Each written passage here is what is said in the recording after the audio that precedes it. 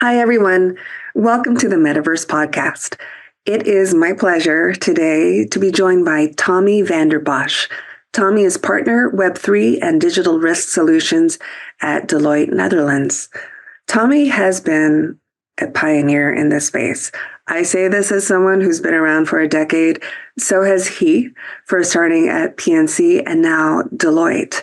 One thing I want to emphasize here is that, corporate innovation it's hard. I think some people may think that if you've got a cushy corporate job, perhaps life is a little bit easier for you. But if you're pushing for change by larger enterprises, you will find many challenges. It's a risk. It's a risk that Tommie has been taking on behalf of his clients and for his own exploration and journey. So this will be a fascinating discussion. We're going to dig deep here into his work with enterprises, digital assets, ecosystems, and the metaverse, and discuss how we're going through the pace of that change, the speed of enterprise adoption, some of the questions as to perhaps why enterprises haven't adopted as quickly, the way to bridge the Web3 world with the institutional world, and most importantly, just walking the walk, right? If you're going to be an enterprise in this space, walking together and working together with Web3 companies, having an opinion, and always, always, always exploring through our shared journey in Web3. But before we dive in, I have a small favor to ask. If you enjoy our show and these insights that we bring to you, please subscribe. Your support makes a huge difference. It not only helps the show, but really encourages us to continue bringing valuable content your way. So hit the subscribe button and let's keep this journey going together. Now let's get started with today's episode.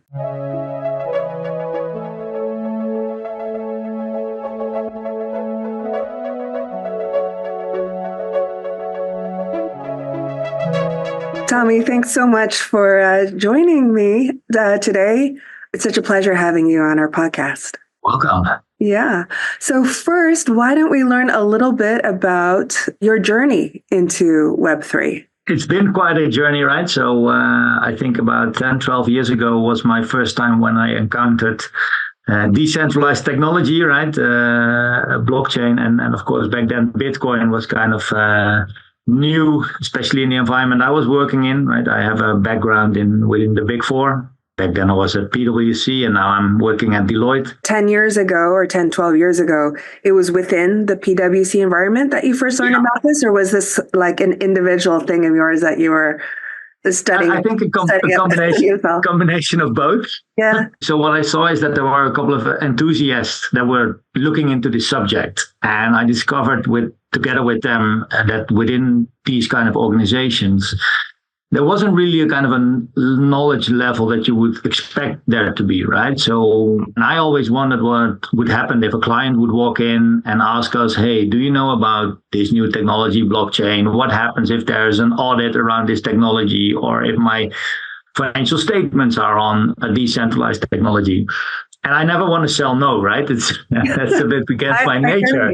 Yeah, full disclosure, I was kind of in your similar ship at that time. So 10, 12 years ago, I was at the CME Group, right? The very large exchange conglomerate. And like PwC and some other very forward-thinking institutions, and Deloitte included, and I know you're at Deloitte right now, there were only a few of us that were kind of focused on this. So like you said, you wanted to be able to answer your clients' questions and whatnot, but what do you think it is about your industry in particular that embraced this early? Because even today, I know some large enterprises still don't like to consider this space very much. The unfamiliar is, I think, the most tricky thing for an organization, like an audit organization, that wants to, let's say, showcase trust, right? Trust is in our brand. And whether that's Deloitte or any other Big Four or any other audit firm operating, you want to bring trust. And I think the most used word when it comes to blockchain is trust, right? So if you think about those two, I think it's a logical combination that there's a need to explore how you can put synergy in that on, okay, what have you done in the past century as an audit firm to bring that trust into a society, but also what kind of impact will a new technology bring that really has that aura of trust around it and is especially created or crafted in a period of time where, it was there was a distrust in the banking system. That in 2008 was the rise of Bitcoin. That's where it's all originated. And what I do see is that embracing that trust and understanding then where that impact lies of a new technology. And it's been from a tidal wave, right, impact towards a minimized risk kind of impact and anything in between. But I really do feel that on the one hand is that these organizations want to embrace this principle of trust. And I do see that we have a lot of young entrepreneurial people walking around in these organizations. And I think there's also a kind of enthusiasm to take this subject and really think about, okay, what does that mean for us and how do we bring this to a market? Right. I agree 100%. And one thing that might be interesting for some listeners to this podcast is obviously, when it comes to many of the people that we've talked with before, there can always be this sense, perhaps, that startups are where it's at. These new emerging protocols is where you want to be. Less highlighted is the fact that institutions innovate too. And to your point, which I love, and this must be underscored, there are many, many innovative, creative people working within larger institutions trying to make a difference. You're one of them, I'm sure. So within your first journey, how did you continue to progress in this space to the point where you're now leading the Web3 practice at Deloitte? Yeah, so what we saw was that we tried to create a kind of a corporate startup, right? Because I think you also feel that you need that startup vibe and a bit of no-nonsense attitude to really move fast. And even in a corporate environment, right? Think about, okay, what are the boundaries that I can move in and how can I bring this quickly to the market? But supported by a trusted brand. And I think that always helps, of course. And I did that for a couple of years at PwC. And then I saw that there was a huge potential within Deloitte to build that even further, right? To really create a team around that, to put this in the existing business of the organization, instead of being a kind of a startup a bit more away from the mothership. Right. So was this all in Europe? Because you're based in the Netherlands, is that? Yeah. So there was I was in Europe. This was around 2018, and back then, we were thinking about, right, how can we bring this to clients, but also to our own people, right? So we were thinking about putting out a Bitcoin ATM, stuff like that, right? So also experimenting ourselves on what's the sweet spot, right? Where do we really need to find that convergence with especially enterprise adoption? And what we then considered was, okay, if we really want to let this technology be a part of what organizations want to achieve, we need to have a kind of adoption into the strategy, right? So if you have a large party that wants to, I don't know, that has a certain strategy, or an NGO, right? Whether they have the SDG around zero hunger that they want to achieve, or reduce poverty, how can you then use that technology to accelerate the achievement of that strategic goal?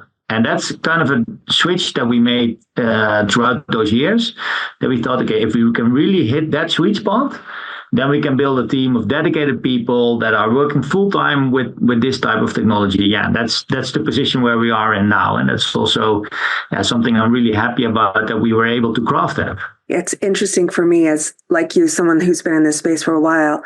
I remember, for those who've ever been to a consensus conference, we just had one actually in Austin, but back in 2017, I think, I remember being in the audience, and the person welcoming us on stage said, for everyone out in the audience, look to the left of you, look to the right of you. One of you is from Deloitte, is what he said. Because Deloitte was a big proponent of this even back then, right? But then it was all blockchain, or maybe only blockchain.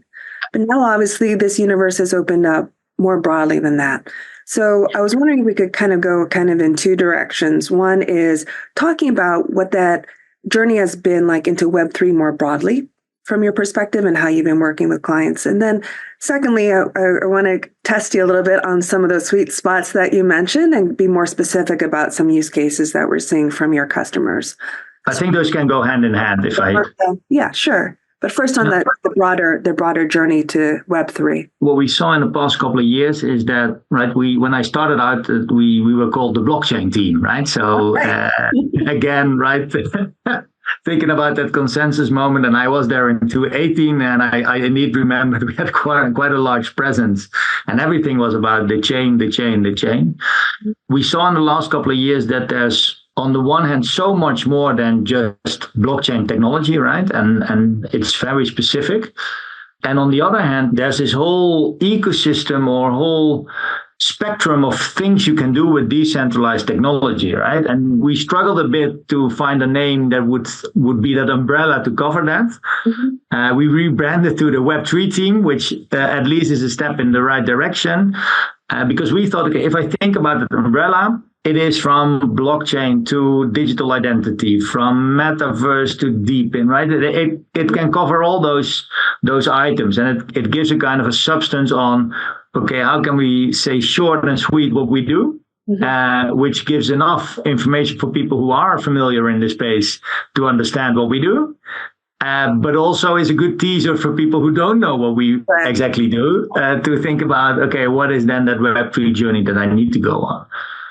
And we currently now decided also, right, there's also power and focus. Mm-hmm. So we said, okay, we will now focus on kind of 4 areas. The first one is really, that's still that core of enterprise blockchain solutions, where we think, and I'll try to give some examples left and right later in the storyline, but I think that's really focused on achieving those strategic goals within enterprises. We have a second pillar that is really focused on digital assets. So think about anything from crypto to tokens, but not only at crypto native parties, but also at our, let's say, regular type of clients that you would expect with Deloitte, that either touch upon crypto or come across a kind of a different digital asset, that we can really help them there.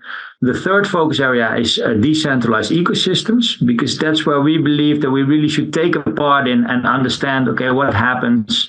What does it take to run a node in an ecosystem? How do we arrange for governance, consensus, etc.? And the last one, and I think that a very interesting one, but also a very tricky one, is around metaverse, and in combination with that, the access getting to the metaverse, right? So the unlimited reality part. It has been a kind of a hype in the past year, right? So a lot of people talking about, okay, how can we get access? What do we do with it? Launch events that have been taking place there for new products. But the factual connection to the business is something that we will get to that discussion as well. But that's something we see on a different level as well. So those are a bit of the 4 areas that we now really, really focus on. Great. So then with the first area, I'll question you on all 4, but on that first area around enterprises, from my perspective, and I've always been a little confused about this, so I'm curious about your thoughts. When I first got started in this space within a larger institution in 2014 or so, I thought for sure that by 2017, 18, institutions would be all in. Like, it wouldn't even be a question. This would be well integrated and everyone would be singing hand in hand through the sand, eating cupcakes and being very happy. I still find like institutional biases against this space. I don't know why. Or the fact that even those institutions that are trying, it's just like they still say they're struggling with use cases, or they'll point at regulation as an issue. I've personally found enterprise adoption to be very challenging, or taking much longer than I initially expected. Maybe I was naive, but I'd be curious to know your thought, enterprise adoption with blockchain and the pace of change. I definitely need to agree with you on this point, right? In terms of, I had the same expectation, and maybe not to be mass adoption in 17, 18, but we're now in 24. I expected it to be a bigger impact at this point in time. I've seen that there's actually kind of a 3-way blocker also that runs, let's say, or that doesn't contribute towards adoption. And I think it's because if you want to fully embrace this technology, there's 3 steps you need to take. 1, you need to understand how a new technology works, right? I think safety, security, etc., and thinking about how that aligns with your current systems and stuff like that. That's step 1. The second step, and that's already tricky, right? Often we've saw it with AI. It took us, a couple of years before we went to Gen AI and ChatGPT. Yeah. So that's the first step. Second step is, you are treating your data in a completely different way, right? There's often more transparency, or at least a kind of immutability about your data. And there's a lot of parties that are afraid to do that. It's a bit scary. Yeah. And then the third one is this is an ecosystem play. You first need to cross the first two options. And then the third one is even, okay, do I work with my entire value chain? Do I work with competitors? What kind of information am I sharing? So I've seen that that's a kind of a tricky thing. Yes. And what you then see is that people really start working in isolation. And then the power of the technology doesn't really make sense, right? And then, in fact, it's just a kind of a super secure database that you are using by yourself. Right. And yeah, I already think that, okay, if you have one organization, trust should not be an issue within that organization. So interestingly enough, we do see a lot of traction here in the enterprise section on the transparency component. Okay. And why is that? Is you see that there's more and more regulation coming about sustainability. So we on the one hand have a regulatory push, the sustainability regulation as such, but also a regulation about digital product passport. Do you know where your product is coming from, right? What's the origin of the project? The question is, that is getting more and more valid. And there's also an increasing demand in that value chain that people are working in, saying, hey, I want to know that I work with a party that has a certain sustainability aspect of what they're doing, or that they can tell me whether the products are originated, that it's not, crafted in the wrong region or by the wrong people. So from that pressure, and especially in Europe when it comes to regulation, there's more and more push towards a kind of value chain overseeing solution. If I read the regulation, right, I could have swear that it would be written by one of these Web3 enthusiasts, because it breeds decentralized solution if you read that regulation. And I think it's also a bit logical, because in a value chain that is so big, and that right, I think batteries, so electric batteries for vehicles, for example, is one of the first. I think you need 90 or 100 data points in that digital passport. That is not in your current system, right? Right. So that's data that you need throughout the chain that needs to be validated, that needs to be correct. So from that perspective, I really see that there's an urgency to use a different kind of setup. And my expectation, but hey, I was wrong the first time, right? I think you're making a fantastic point here. It used to be everyone used to like to say, oh, blockchain's just a solution looking for a problem. Like, what is this really for?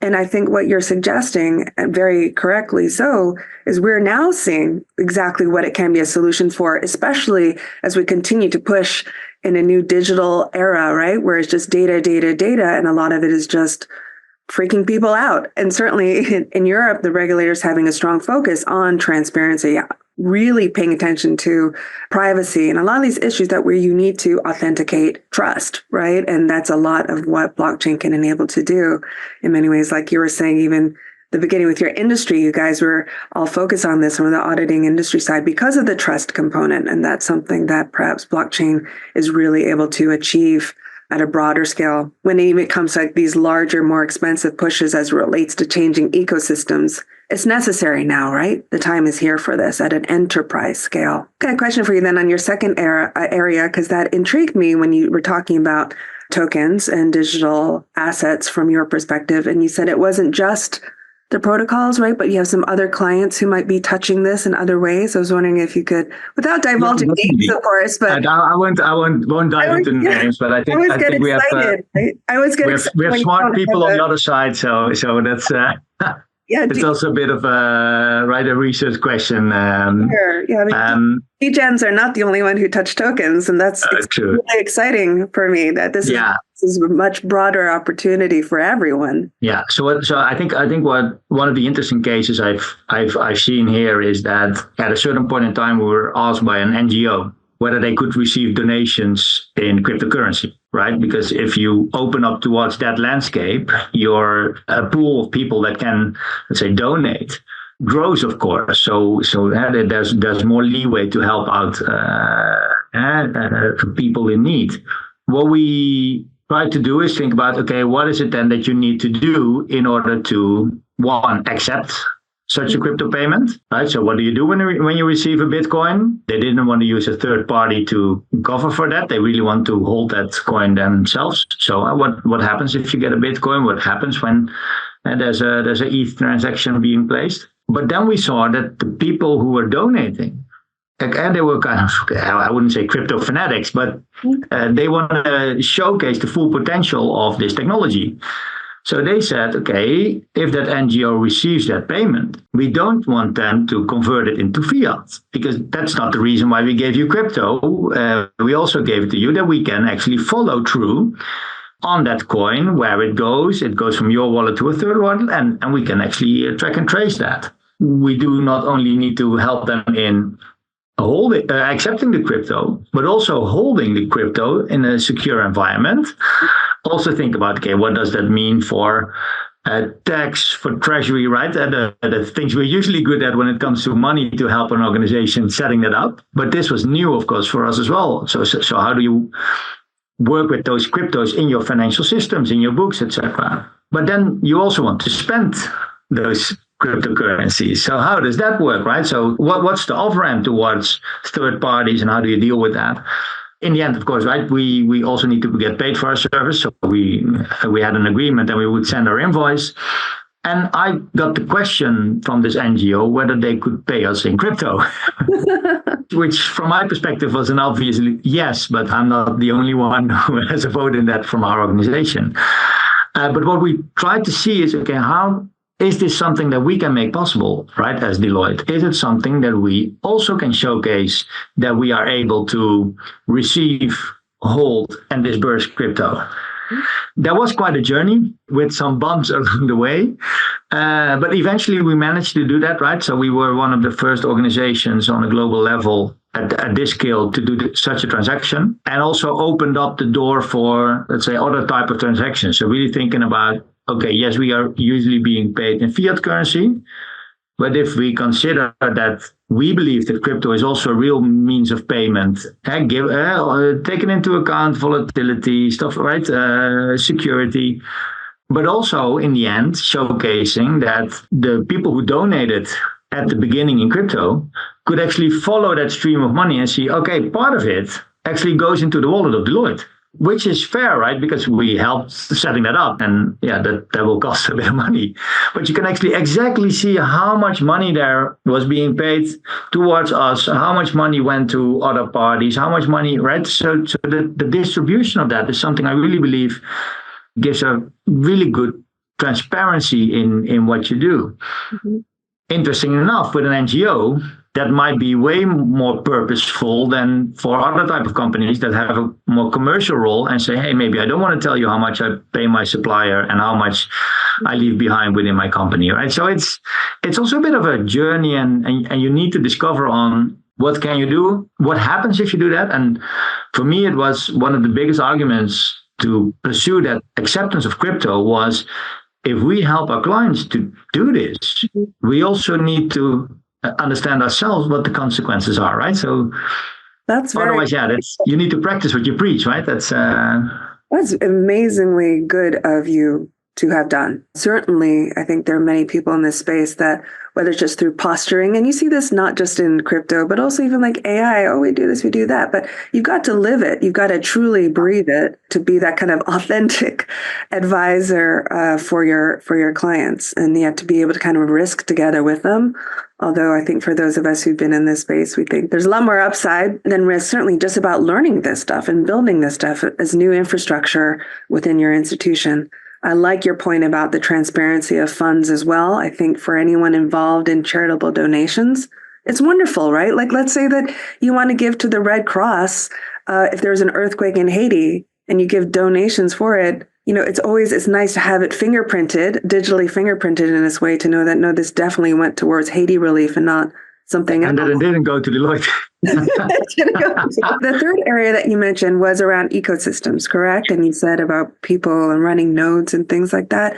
I'm perhaps less familiar with this as an area. Would you mind just sharing a little bit more about your work? This is actually one of the most exciting areas I think that we can operate in because this is really new for us, right? So we are part of the Energy Web Foundation. So that's an ecosystem, right? For us to understand, okay, how is this technology being used to drive the energy transition? We are working, for example, with Hedera as well, also another ecosystem. We are exploring how we can work with, for example, Polkadot. And I think what the interesting thing here is that these kind of ecosystems, they all differ, right? In terms of governance, in how decentralized they are. And from a Deloitte perspective, we've always been used, right? There's one counterparty, we have one agreement with that counterparty, we send an invoice, and it's a kind of a pretty fixed construction. If you are talking about a DAO, there is no legal counterparty, right? So can we work with them? How does that work? What would happen if we would run a node in such a system? And I think there's what our ambition is in that field is really crossing that bridge between that new decentralized world and the corporate world as we know it. Because I think there's a lot of opportunity there, what people can achieve, right? And if you look at those larger ecosystems, some of them were even founded by large corporates, right? So for me, there's obvious that there's a kind of a synergy, but I do see that we still haven't found that kind of sweet spot where this comes to the maximum of the potential. Again, also for us, it's sometimes a journey, right? To see, okay, what is happening? But that's why we have that focus and why we believe, okay, we need to explore that landscape. We need to understand it.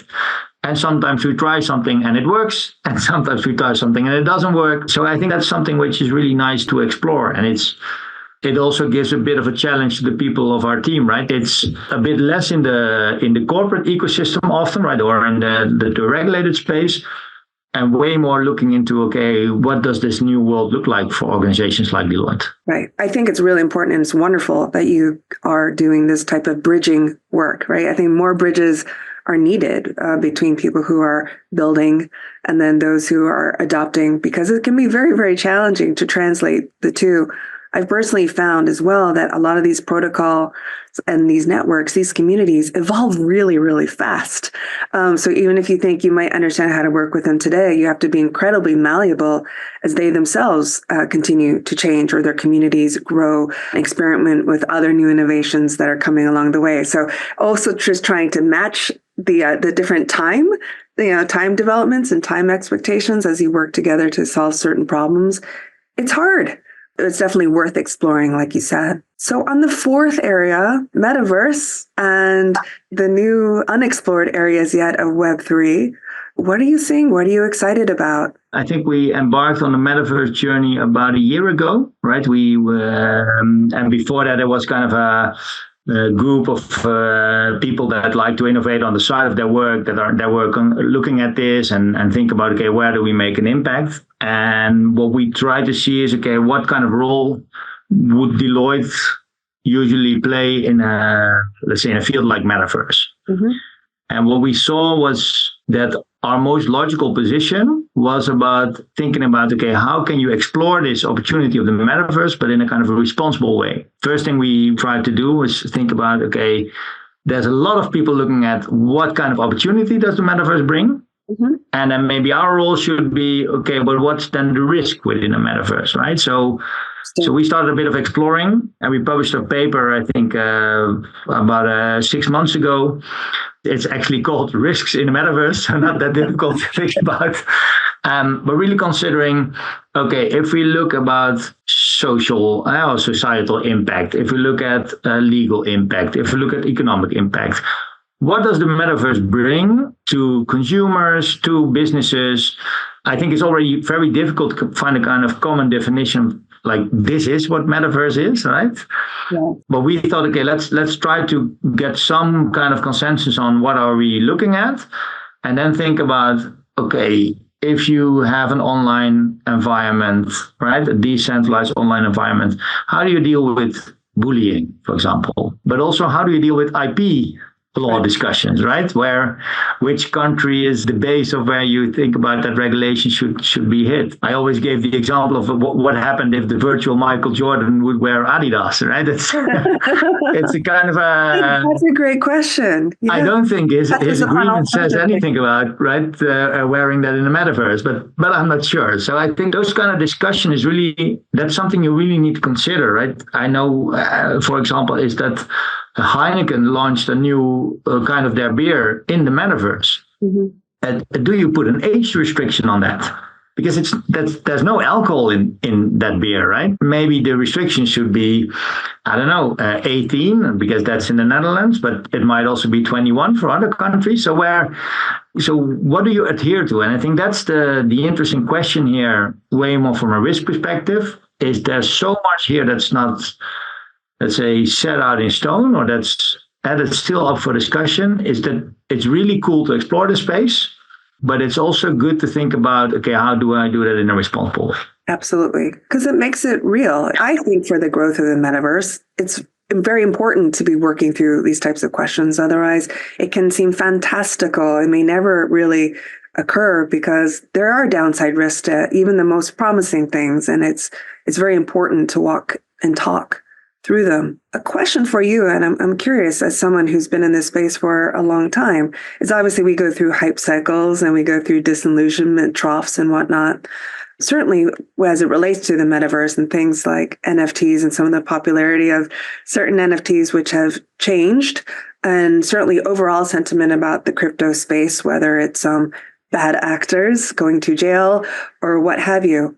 How have you sustained support for this over the years? How have you continued to work with enterprises in this area where perhaps things may seem, like I said, out of date or speculative or irresponsible? How are you the adult in the room for all of these years? Yeah, it's a very nice phrasing of that question. Where I really see our value add is that if I want to undertake, or if we as a team want to undertake things within under the flag of our brand, we really need to think about, okay, what's the risk for our reputation? What's the risk of our clients? And do we really consider a way of doing responsible business in this field, by bringing the right knowledge, bringing the right people to the table, really having that understanding of, okay, can we distinguish in the different categories, right?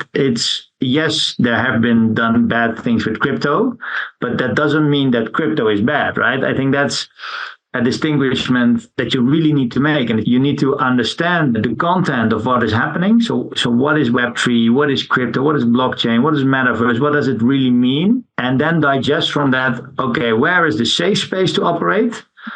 Where is the gray area? And where do we move out of the gray area? And I think if you operate in that safe space, you are always right on the right side.